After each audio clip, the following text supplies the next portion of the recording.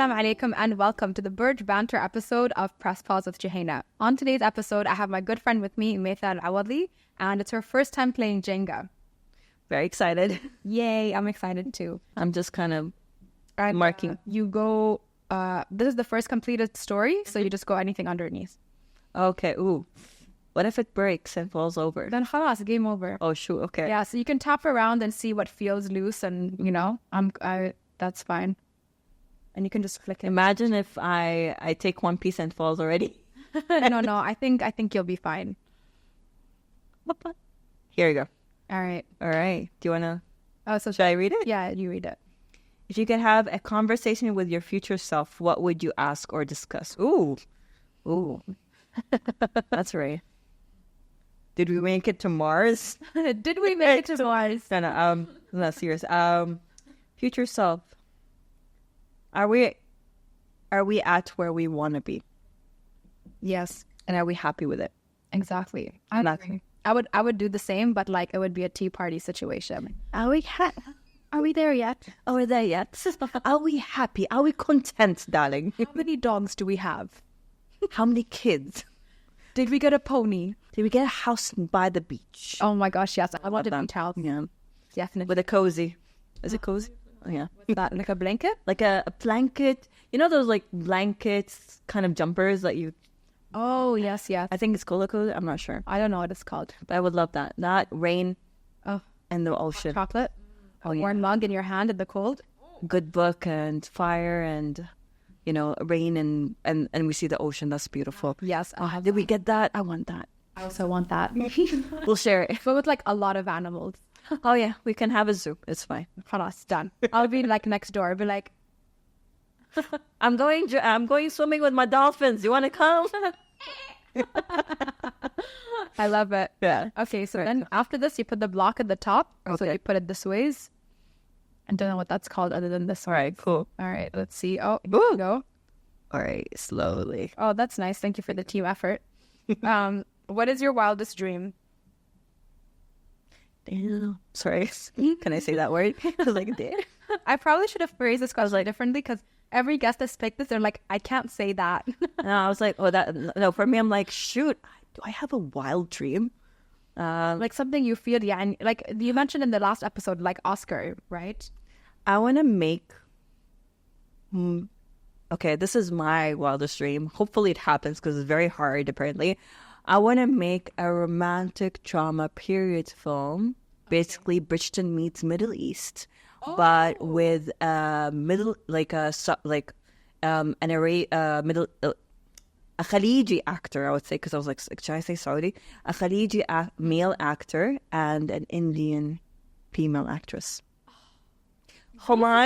Homage to our ancestors who married from the, is it East? Yeah, married from the East. I'm very bad at geography. Yes. I'm working on it. It's my wildest, dream project. So let's hope that happens. After that, you can maybe hopefully another way. Yeah, exactly. Okay, we'll have the episode again after that, and then we can figure out the next wildest dream. Manifesting it in the next 2 years, inshallah. Oh, I love that. Yeah. For me, honestly, like I started the podcast with the intention of let's just see where it goes. But whatever I do, I'm going to try my best at it, and make the guests feel comfortable and like, welcomed and everything. And then wherever that takes me, so be it. Like even with the questions, I don't do the clickbait questions like, let's make you cry that most people do. So I'm waiting to see where it takes me because it's me being authentically me, hanging out with people that I have a good relationship with, but also meeting new people this way as well. So let's just see where it goes. I would like the same or more success of like Diary of the CEO. Like he's in that Coca-Cola arena. I want. Why not? Maybe a talk show on TV or on a streamer. Yeah. Let's do that. Exactly. So I just want to see where the podcast will take me and let it be as wild. Hopefully the next Oprah. Yeah, exactly. Arab Oprah. Oprah. Oh, I love that. Yeah. So let's see. Like even when I was writing the notes of this, the podcast, just as a framework on my phone, I was like, oh, this is a good idea. This is a good idea. This is a good idea. It was become Arab Oprah. That was the title before I changed it to Press Pause with Jouhayna when I came up with the name. You know, very funny enough that I was talking to a friend back in 2009 about that. Let's make you the next Oprah. Oh, nice. I love that. I would love to work on that. All right, cool. This feels unstable here. So I'm not gonna... Yeah, I'll try this one here. Let's see. Yeah, good job. Structure. Okay.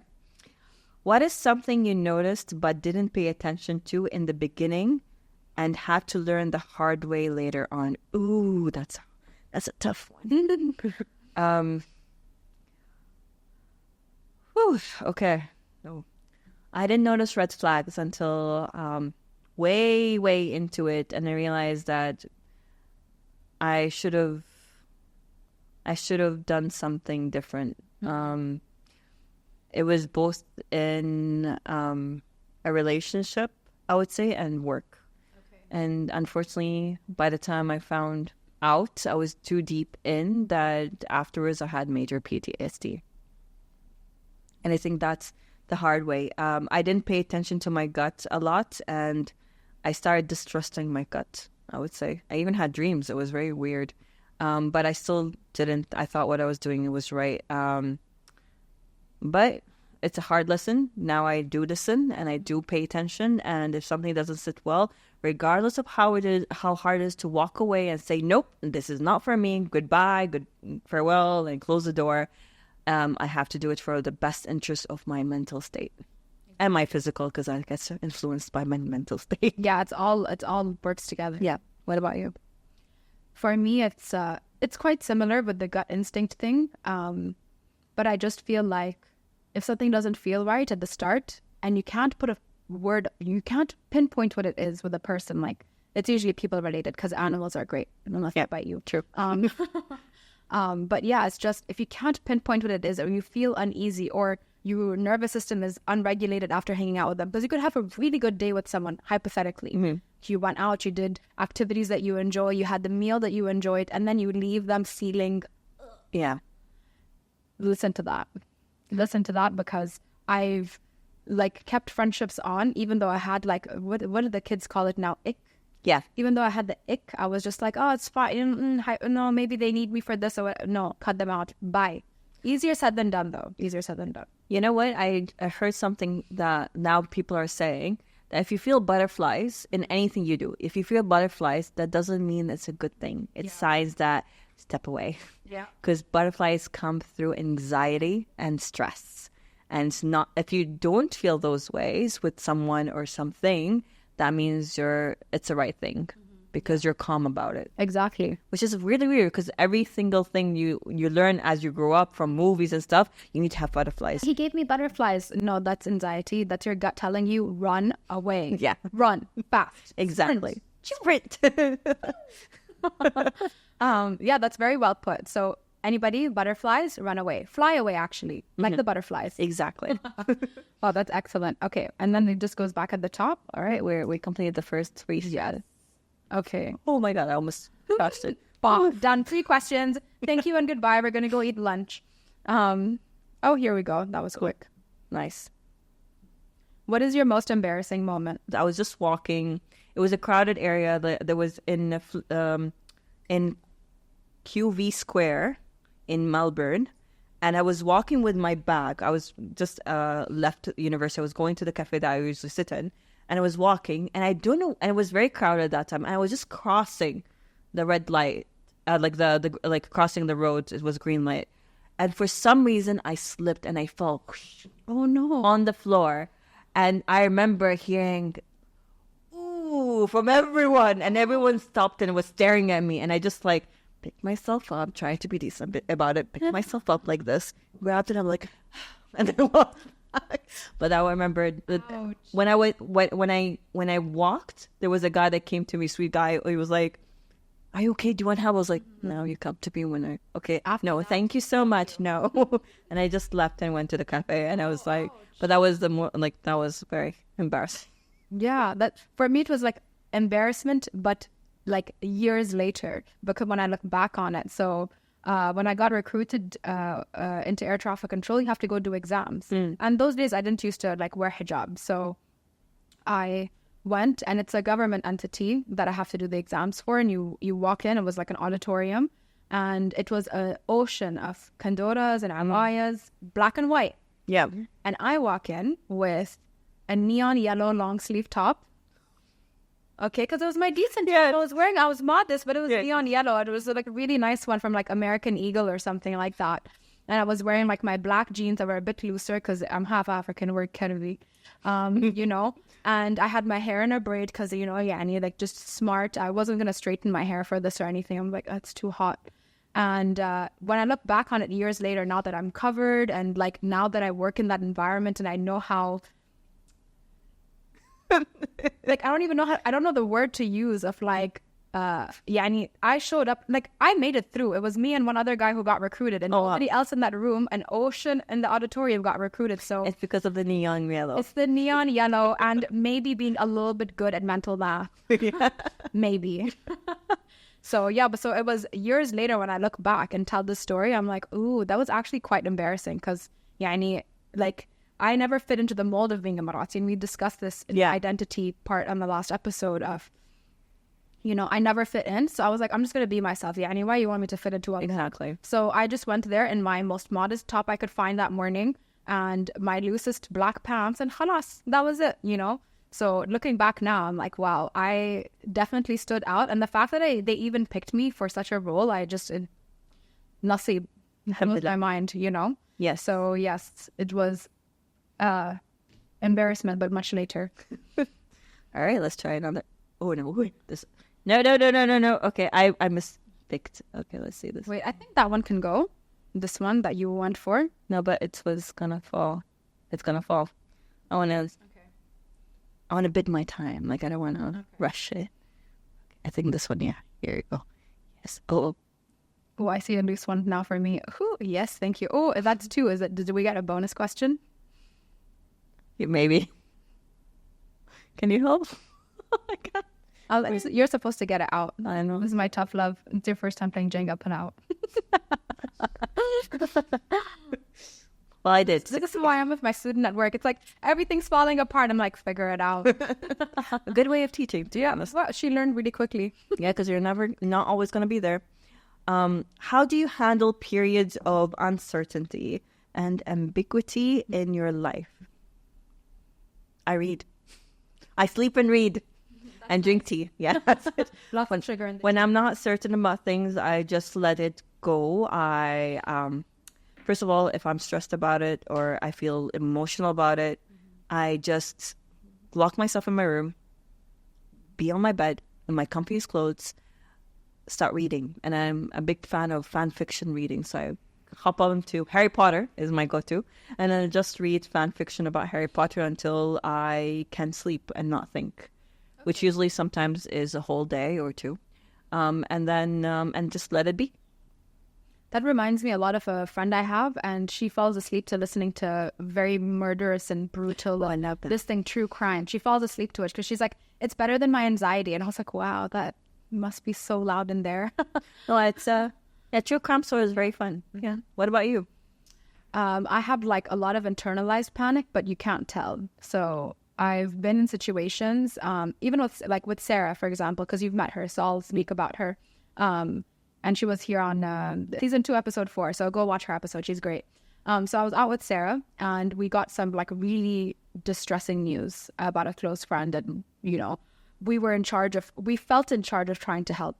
And she was coming up with a plan that she was hyperventilating. She's like, we need to do this now. We need to help her now. We need to. It's panic. And I'm just listening to her talk, and I'm hungry. I'm eating my grilled cheese sandwich. But inside, I'm thinking, oh my gosh, we have to figure this out. Okay, I'm coming up with a plan. Who are we going to call? What are we going to do to help our friend? All of these things. But outside, you can't tell. I'm just sat there having my grilled cheese. I order an orange juice because it goes well together. Yeah, true. And Sarah's having a whole mouth. She's like, I can't even eat. I can't have my coffee. And I'm just sat there. But inside, I've already formulated a plan. So when she was done, she just was like, why aren't you panicking? And I was like, I've already come up with a plan. So the internal dialogue is very loud, very noisy. Yeah. It's basically it's a lot. It feels very overwhelming, but yes, it doesn't show. And then I told her my plan and everything. So if I don't know what to do myself, or it's something that I feel is out of my scope and my understanding and my knowledge, I will just consult with somebody else. So I gave her the idea. She's like, oh my God, that's great. How did you come up with that? I'm like, I ate. I'm a comfort eater. Yeah. So yeah, and then it's just about, if I don't have the knowledge or the capability, or I feel like I need help, I will sort that out from somebody I trust. And then, yeah, just take it head on. But be sure also that it's something I have to tackle, because sometimes in times of uncertainty, you can freeze. Yeah. So sometimes also in the freeze, it does help, because do you actually have to do something or not?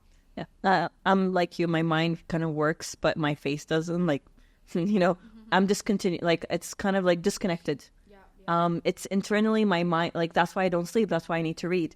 Because the more I think, the more stressed it becomes, and more I overthink. To focus on something. And until I get that's why sometimes we have writer's block. Because for me, if I don't know anything, I don't know what's happening, I cannot write. And it's something that we internalize a lot. And that's the bad thing, though. Exactly. Because we internalize it, it becomes something bigger. Yeah. And when I did the work with my life coach, I realized it's because as a child, if I spoke out to problem solve, it would... Yeah. Nobody wants to hear you. So I just would keep that inside, but then my actions would speak louder than my words. Exactly. So the way that also has translated, which is so strange when I did that self-reflection, was words of affirmation don't work with me. My love language is acts of service. Do stuff for me, because that's how I realized everything works. So I'm the kind of person to take action, but also assess if inaction is the answer. I think I'm like you in that way too. Because I think it's the older daughter mentality as well. Exactly. Sometimes you just need to leave it alone. Exactly. What would you do if you won the lottery? Ooh. Pay off my mom's debt. Yeah. That's my first thing. SubhanAllah, my mom never got into debt. I'm so proud of her. She's like, that's one of the things she's like the most proud of. She's achieved so much. Yeah. Like, but I've never been in debt. And that's when you know you're winning. My mom, unfortunately, has housing debt. Okay. She built a house. She got her house. I'm so proud of her. She waited for the house for 7 years until she got it. And she built on that house, and she made it what it is today. And I'm so happy for her. But unfortunately, she's retired, and she's still paying off that debt. So if I can do that for her to relieve her from that stress, so she can finally live her life. And I can't wait till my brother graduates from high school next year so she can live her life. But I know she won't be able to, because she's very involved in her kids' life. And the kids really, really are very, very much with her. But I want to take care of her debt, get that done, and invest in myself and in my future and my kids' future. Yes, it's very, very important to have a trust fund or a nest or multiple incomes that would secure me, because I don't want to work. I want to work for the pleasure of working and my passions. I don't want to work to survive. Yeah. And that's two different things. I feel you. I definitely feel you on that. Yeah, for me as well, it would depend on how much the amount is. So I had one guest ask me, he's like, what would you do if you had $1 million dirham? I'm like, buy a house for my mom. Yeah. So I think it depends on the amount, but it would be just to take care of those around me, like literally what I'm doing now, but on a bigger scale. Yeah. So yeah, more money, everyone else is happy. Yes. Like I was able to keep that to myself, like just wouldn't sit right. Yeah, you want to spread the joy. Yeah, exactly. Making other people happy makes you happier than buying something for yourself. It's something that I feel like is the biggest joy. Yeah, it does bring me a lot of happiness to give to others, especially if I'm capable to do that. Like, why not? Exactly. Good job. You're getting good. It's very stressful, I won't lie. It's like, is it? Okay, testing the waters. Have you ever had a nickname? What is it? What does it mean to you? I actually have a nickname right now. Like, I go by it. May. May. Cute. It started with May. Okay. When I was in Australia, people did not know how to pronounce Maitha. Okay. I was actually called Martha one time. And I was like, oh, no. I didn't think of Martha Stewart. I thought of Martha Kent, which is Superman's mom. And I was like, no, I'm not that old. Please, May. May with an I. That was cute. And now it's like my Dubai stole my name. Oh, okay. But my sister and my mom started calling me May, and it was a cute nickname. Every time they loved me, they called me May. Anytime my mom was angry at me, she calls me May. And then anytime, and obviously normally Maitha.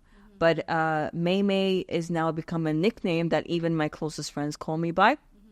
And even my best friend's nephew, like even my nephew and my best friend's children call me �𝐿𝐵 May, or my nephew says like May, Yeah.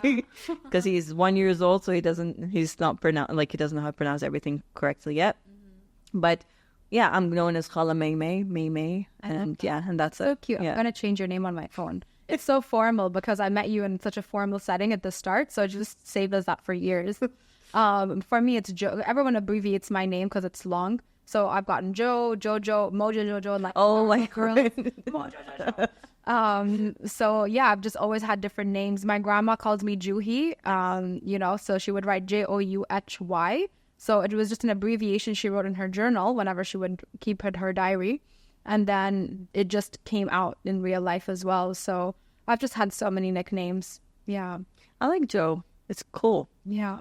Thank Very you. cool. Yeah. And Joe actually came from me kind of conforming with people being unable to say my name. So it was almost like a favor to everyone else. So I know. my public speaking coach is like, you make them learn your name. So Yeah. that's why the podcast as well, I didn't call it Press Pause with Joe. So it's palatable. Jouhayna, learn the name. You can learn Kardashian, you can learn Jouhayna. Same with me. So yeah. What does the concept of home mean to you, and how has it evolved over time? I think when you're thinking about home and in your childhood, is the house that you live in with your family. It's where your mom and dad is. As you grow older and start living by yourself, it's where you feel the most comfort and where you feel the most calm. It's your safe place. And I think that and then eventually it becomes people. Your person is your safe place. Anytime I'm with this person, I am home. It's wherever they are is home. It's not the house. It's not the structure. It's not a group of people. It's that one individual that becomes your home. And I think that it's like home for me specifically is where I'm the safest at, when I can just sit and fall asleep because I'm that calm and that stress-free. It's when all the negativity and all the bad energy and all the stress and overthinking disappears, and I can relax for the first time. And for me, you can't find it everywhere. Like for me now, it's my bed. Yeah. That's where I find the most home. It's where this bed is. But it's also a person. And I think that when you have a person that makes you feel that way, either be it a friend or a partner or a parent or a sibling, it's or pets. Yes. Pets are important. It's a beautiful thing, and that you need to treasure it. True. Because it's very hard to find. It is very hard to find. And, growing up home never felt safe, to be honest. Like, it was very turbulent times, events, circumstances, situations, and just a clashing of individuals. That's what it felt like. So I never had the definition of home as being something cozy. It was more like, oh, I have to go home. No, I'd rather stay out with my friends or stay in their house, not home, house, or just be away, be far away as possible, because it was just so stressful. And I feel like my whole childhood felt like it was fight or flight. So I never really had much of a definition of home, but I knew the definition of, being able to love someone and rely on someone. So my mom and I are also very close. She did have me later in life, but she raised me like, you're going to talk to me like I'm your best friend. Yeah. So like when she came on the show as well, she's like, you weren't meant to see that I was panicking every time you told me all the crazy things you did as a child. I was like, oh, I was like, I didn't know. I thought you were just so cool. So she was always home. She always has been home. And sometimes you leave home because you have to go out and live life. And I did so much with the scholarship. And then like in my 20s, I was like, I never had a rebellion phase in my teenage years. I was so compliant. To this day, she calls me a golden child. Like literally. So I never had that. So when I was in my 20s and living out on my own and everything, I was like, oh, I should go out and do my own thing. And I'm going to like explore and, experience life, because I felt like I never got to do that. And then home became that's the first time I felt a house in sense of a physical home was home. So that's the first time I experienced that in a physical sense. But my mom has always been home. And then you can have different homes, you know. So if you invest in them, like using all these like real estate metaphors, then my husband became home because he literally calms me down. Like I love my mother, but she stresses me out sometimes. Sorry, ma. You know. It's all the moms, unfortunately. I love you guys, but... And like I saw a video about that recently. I digress, but who cares? I saw a video about that recently, and it's your parents trigger you because it triggers your inner child. So you go back into being a little kid again because of a tiny thing that they say. Other people won't notice it or wouldn't be triggered by it, but it just hits home in a certain way. So yeah, so then it just became two people now. And then, you know, the moment of feeling at home is it's me on the couch, Andy's over there, the dogs and I are all just sat watching TV, and that feeling and that evokes home for me. So that's my latest home. You know, it's beautiful. Yeah, alhamdulillah. And it really has changed a lot over time. I will say that our childhoods are very similar in that sense. That's why I went to Australia. The furthest thing, I should have gone to New Zealand though. I went from Edgemont to Abu Dhabi. That's as far I went as from Dubai to Australia. I was like, what's the furthest? Australia, let's go. Wow. Yeah, I think when I did travel for work, I was 4 months in the UK, and that still felt like a lot. But also Joy, the lady whose house I lived in, they put us in host homes, you know, so you can work on your English. I left, and she left with an American twang accent. Like she went from very British to what you say. I love that. Yeah, I love that. So she also felt like home because, like, to this day, if I go visit her, her house is the same, and I love that stability. Like, just enjoy. I love you. Yes, I miss her so much, honestly. Hopefully, we can visit soon. Yeah. All right, cool. So, when was the last time you felt an extremely strong emotion, and why? Ooh. You're like, these questions, Jane. These questions. Last time I felt a very intense, extremely strong emotion, and why? All right. I don't know if it was intense, but I don't know if I should say this, but I remember the most intense feeling I ever, like recently, because I felt a bigger emotional intensement before, but recent, if you're talking about it, I felt it on the premiere of my film. Mm-hmm. I remember we went and we had an amazing time. It was the most beautiful premiere. It was in Warner Bros. Theme Park. They created a screen in the square, like the plaza of the theme park. I love that. Yeah, it was like so beautiful. It was where we filmed. It was with all my cast. I loved seeing my kids again. And it was like a celebration. My granny was there, which was amazing. My aunt was there. She drove all the way from Khawanij as well to Abu Dhabi. And my friends were there. And it was so beautiful. But then we had like this meetup, like with me and the actors and some of the crew, just catching up. And then I went to my hotel room and I was sitting there removing my makeup. And I felt a sense of overwhelming loneliness. And it's because my mom wasn't there. My sisters weren't there. And I wanted to celebrate this moment with my mom. Mm-hmm. She's the one who helped me come to here. And she left on that day to Jordan because they had a wedding there. And that was one of the most intense emotions that I felt. And I was like, why? Because I want to share this moment with my most beloved ones. But also, if you go about but looking at more intense feelings is, one strong feeling that I had was when I wrapped up my first set in this film that I made. It was the lead character's home. Mm-hmm. And I remember as we filmed it, it was the most amazing scene, but unfortunately didn't make the cut. It was a scene of the nanny. The family's away. The nanny is chilling by the TV. The TV had a fire on. She had she was full on spa. Fingers done, nails done, mask, cucumbers and everything. And she wakes up because of a phone call and then she resumes. And it was very zen. And I remember that was the last shot. And then we closed it. And I felt so emotional. I was like, don't cry. This is a very female thing to do. Don't cry. Because I was like, I'm a female director. I should be strong. But I couldn't help it. I cried in front of my producers. I was like, I'm sorry I'm crying, but it's so emotional. But so basically I just cried because it was such an overwhelming feeling to finally film something and that was, in that set, I filmed the start of the film and the end of the film. Oh, okay. So it made me very emotional that I'm closing this home. Because it was just like finally realizing my dream is coming true. It's happening. It's real. Pinching myself. It's real. It's not a dream. So I think that was one of the I would say positive emotion that came out. Obviously, always extreme emotions of PTSD from my old work, anxiety and anxiety that would never happened before, and that was another extreme that actually stayed with me for a year or two till now. I think. Apparently, we have a support group on WhatsApp about it too.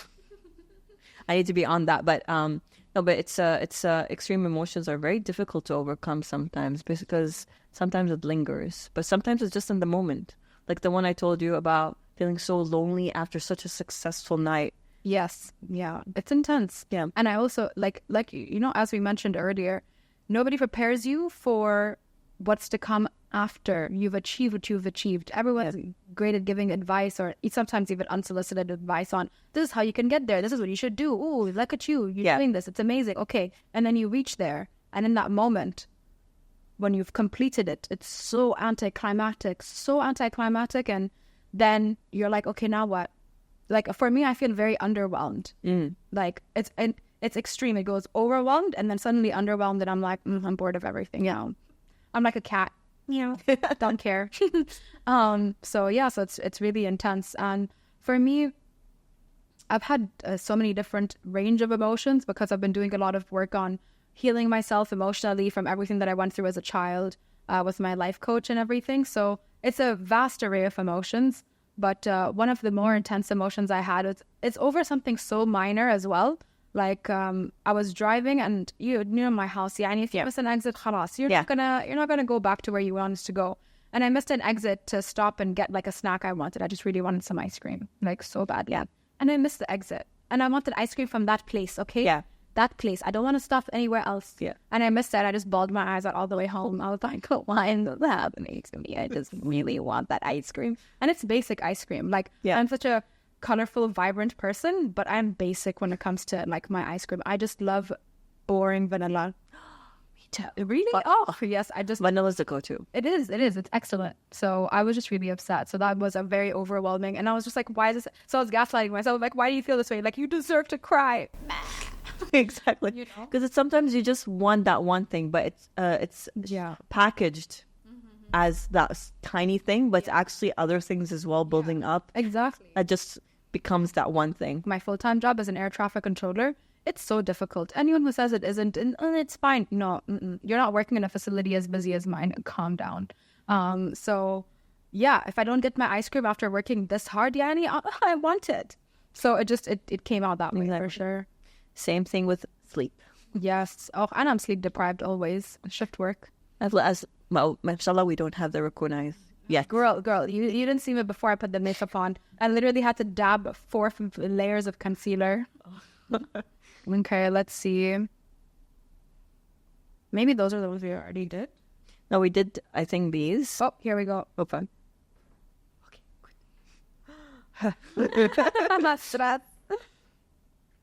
In what ways do you push your comfort zones to foster personal development? Well, being on air. Yes. You met me 2 years ago, right? Oh, that's such a long time now. I know you for 2 years. Yeah, it's crazy, honestly. That's why I asked her. I was like, was that last year we met or the year before? And it took us a minute to figure it out. Pushing myself I put myself in the spotlight because I'm scared of the spotlight. And the way I did it was there was an audition for something I didn't know at the time, but they wanted to audition what people who have reported or can report. And I sent my audition the last minute, and I got selected for the second round, and it was for a talk show on TV. Is this Dubai one? Dubai one for DXP you Today. You did so well on that. Thank you. But it took me a while because I went there and I was very myself. I was like, yeah, whatever, la la la la. But then when you're actually on set, because I was straight into studio. And when I was in studio, I was like, like that. Because I have to read from an auto cue, and I'm like, oh shoot, I have to read that very fast. Okay. And you have so many great presenters. Amy is one of them, and then you have Tom and Katie and Faris and Khalid and Ahmed and Nimi, and so many amazing cast. We have 14 presenters on the show. I'm one of them, and I'm the only Emirati girl, but we have Dua, who's another Khaliji girl there, and then we have. She interviewed me. Yeah, she's amazing. And then we have 2 Emirati guys, Khalid and Ahmed, and then the rest are all from experts from everywhere, like residents from everywhere. So, being on the show, us 4 were first time presenting on TV. Khalid is a radio host, but me, Ahmed, and Dua are first time presenting on TV. So it was very nerve-wracking, but thankfully it was pre-recorded. But I remember I was there, and then I got sick, and I got this film, and I had to be away from it, and then I came back only doing VTs, which is short videos, like interviews. And that was fun because I was making up my own content. At first it was stumbling and then making it up. And then my producer was like, Maitha, you need to get back on studio. We need you there. Trust me, I see something. I need you to do that. And having someone believe in you is such an amazing thing, especially when they guide you. It helps, as well. Yeah. Yes. And Reem is an amazing producer who's done this for a long time. And she took us under her wing, and she really guided us. And now I love being on studio, but I was so scared of being there. I was actually going through the script and memorizing just in case the auto cue wouldn't work faster, And I remember one time we had to do off script, I needed to look at the crane as I say the words, and they were like, Maitha, can you try it? The director was like, Maitha, would you be able to? Were you willing to? I was like, yes, sure. Because I memorized it. I was like, sure, I'll do it. And then because I memorized the script, I was like, okay, we can say this. And then actually the interviewee said, oh, actually, that's not my title.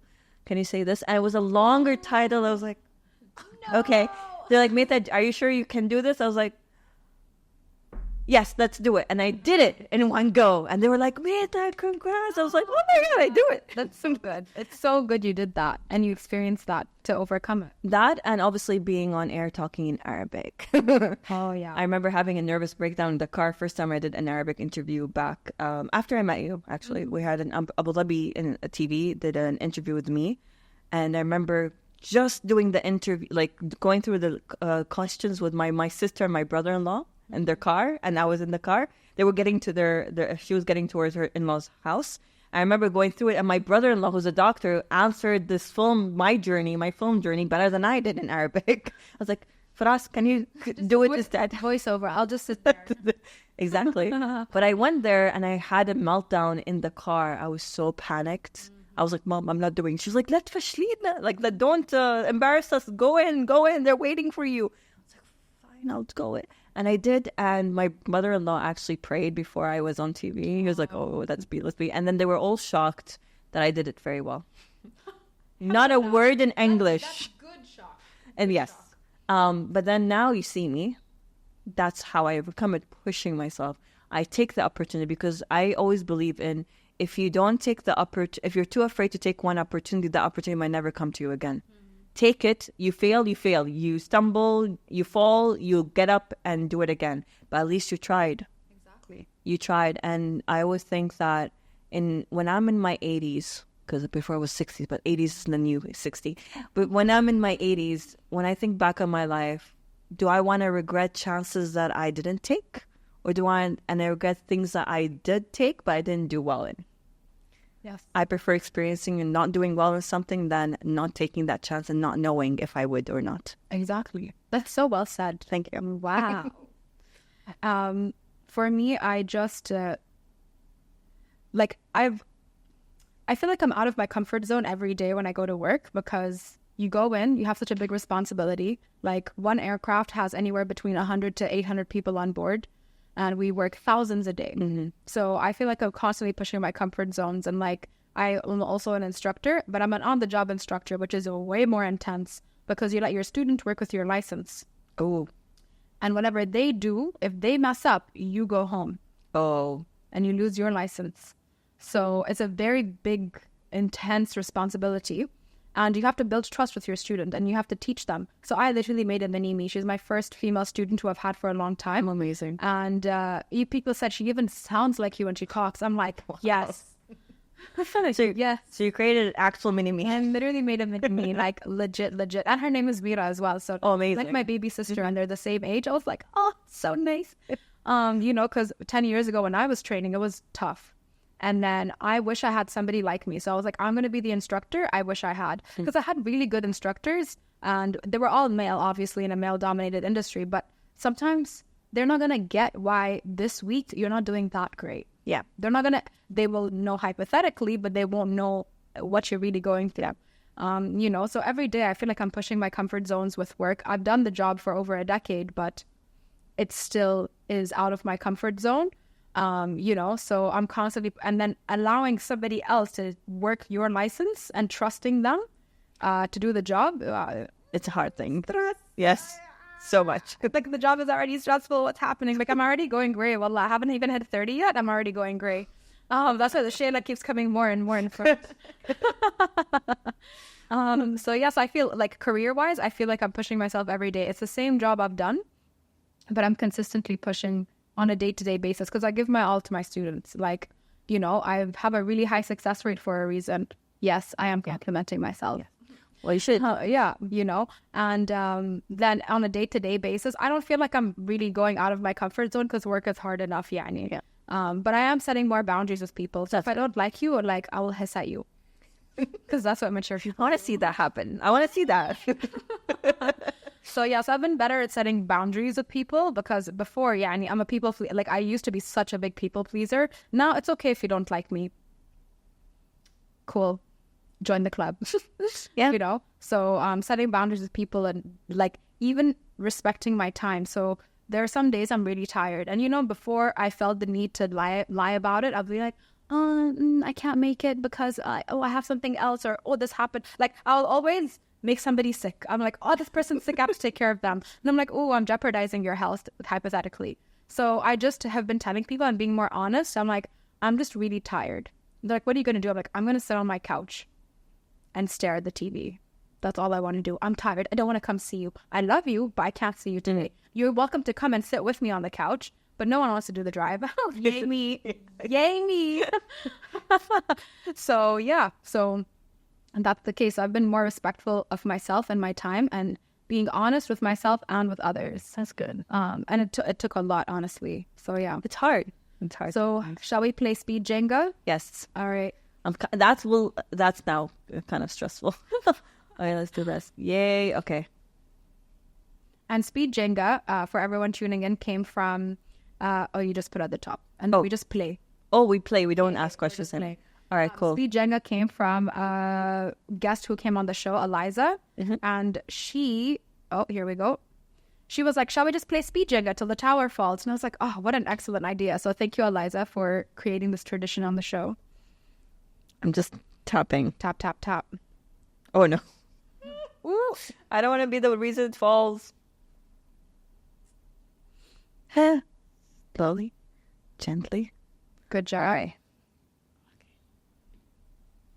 Oh, here we go. Okay. Otherwise, no. I'm kind of cringing from the sound it will make when it falls. Ooh, yeah, it's very... Okay, no. Getting back. It's okay. Just leave it there. Oh, okay. Sorry, I'm just like... it's fine. Whenever this is your episode, Aslan. Like, why am I even here? Just like... Ooh, nice. Ha. Maybe that makes it. It's like, I got it out. Now it falls. The sound is gonna be cringy. Okay. I'm studying it from every corner. Oh. We say Bismillah. Oh, look, I have another one on here that's loose for you, bad. There you go.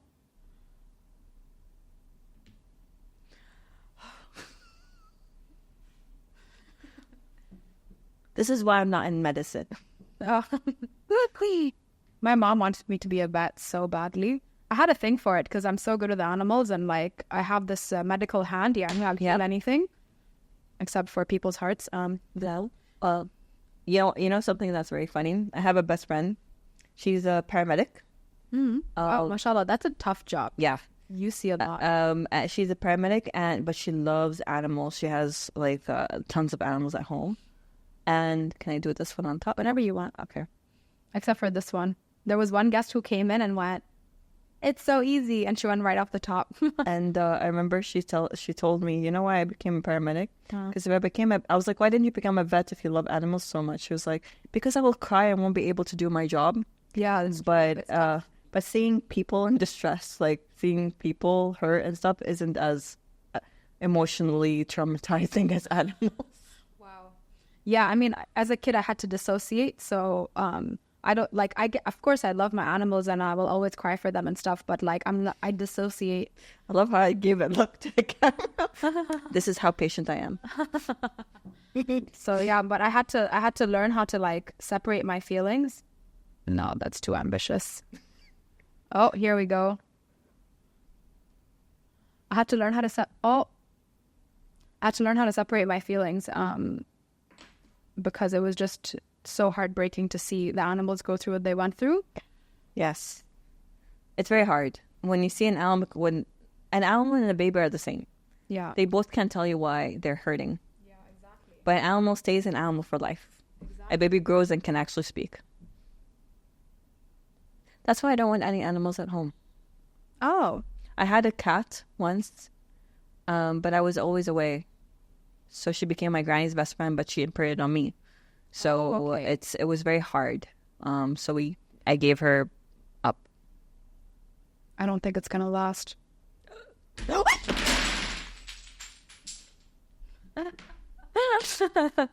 Done? Yes. No, that was fun. Okay, let's see. Which one do I pick? Oh.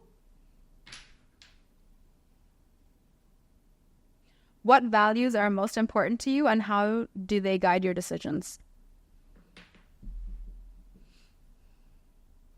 Honestly and transparency. You need to be honest with me. If it's about, like, honestly about the whole thing, like whatever it is, it has to come from a place of honesty and not deception or manipulation. And it has to be very transparent. If I'm going to be, like, I always say something, if I don't know and it would not hurt me, because whatever is hidden will be found out. So if I don't know and it's not something that will affect me, then I don't care about it. But if it's something that will affect me, you need to tell me. That has to do with everything from jobs, from, relationships, from family life, everything. Honestly and transparency, because that's a show of respect for me. I agree with you, actually. What values are most important to you, and how do they guide your decisions? Yeah, I need you to be honest with me and truthful, because I don't like liars. I don't like don't give me all these negative traits. Yeah. And hypocrites. I don't like hypocrites. So everything the opposite of these things. Yeah. So yeah, and I do appreciate transparency, because also, especially like, there are a lot of people, especially in like the UAE and in Dubai, that are just so fake. Yeah. Like, why are you lying about everything? So I just appreciate it when people are honest, because people meet me and they're like, "You are so honest." And I'm like, "Yeah." And they're like, "Oh, I'm just not used to that." I'm like, "You're welcome." Yeah. Welcome. You're welcome to have this little taste. Give it to me straight up, even if it hurts. Yeah. Okay? Because I have a friend like that. She just gives you to your face. Mm-hmm. And I'm like, you know what? I appreciate you and love you. Yeah. Because you tell it as it is and don't care if it's hurtful, because at least you're honest. Yeah. And so one thing that I did learn through like all the life coaching I did and like self-awareness, I was like, I know I can be a bit much. I've learned that.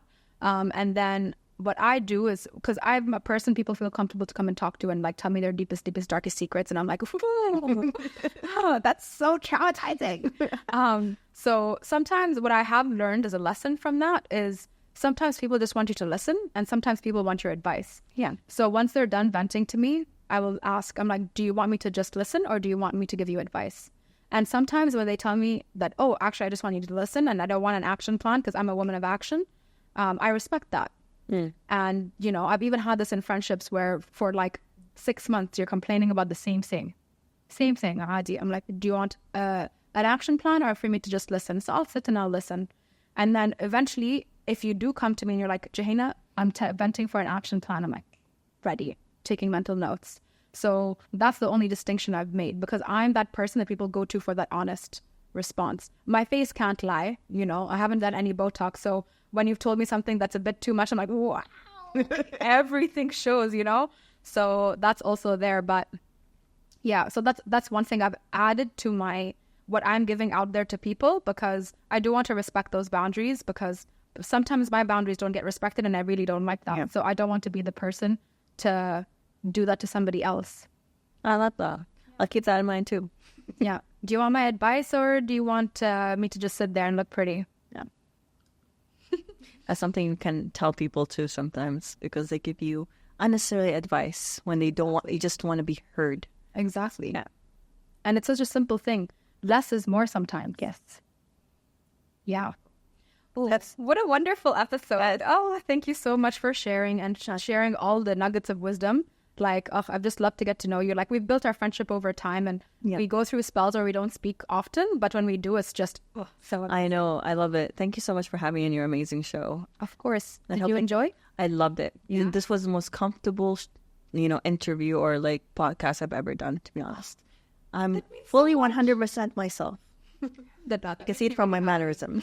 Oh, thank you. That means so much to me, and thank you for being a part of this, being a part of my like little dream. It's just something that I do out of passion. So thank you for that. And for everybody tuning in, I really hope you learned so much the same way that I did from Maitha and her values. And thank you for tuning in to the Burj Banter episode on Press Pause with Jouhayna. Remember to like, subscribe, comment, and all the good things, so I can bring you more guests like Maitha and make more friends like Maitha, inshallah. And see you next week, inshallah. Thank you for tuning in, and happy Emirati Women's Day.